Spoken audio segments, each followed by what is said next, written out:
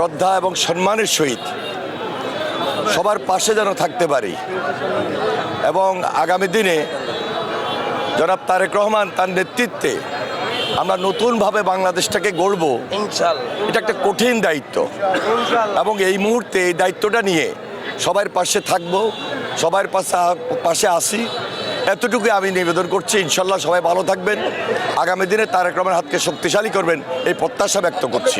আমি সবচেয়ে বেশি প্রাধান্য দিতে চাই আমাদের এই প্রিয় এলাকা দীর্ঘদিন নির্যাতিত ছিল, অত্যাচারিত ছিল। আমরা সবাই মিলে অত্যন্ত শ্রদ্ধা, সম্মান এবং স্বাভাবিক জীবনযাপনের মধ্যে যেন এলাকায় বসবাস করতে পারি, সবার প্রতি আমার সেই স্বাভাবিক এবং সুন্দর একটা পরিস্থিতি নিয়ে যেন বেঁচে থাকতে পারি, সবাই মিলেমিশে থাকতে পারি, সেই দিকে আমি সবচেয়ে বেশি নজর দিচ্ছি ইনশাআল্লাহ।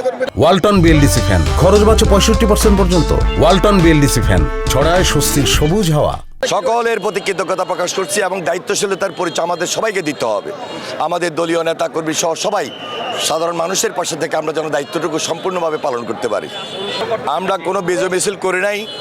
আমাদের চেয়ারম্যান জনাব তারেক রহমানের নির্দেশে আমরা প্রত্যেকটা মসজিদে দোয়া মাহফিলের আয়োজন করেছি এবং সবার প্রতি আমরা অনুরোধ রাখছি সবাই মিলেমিশে যেন এই এলাকায় সবার মধ্যে আমরা সুন্দর একটা সৌহার্দ্যপূর্ণ পরিবেশ রাখার মধ্য দিয়ে দায়িত্বশীলতার পরিচয় দিতে পারি।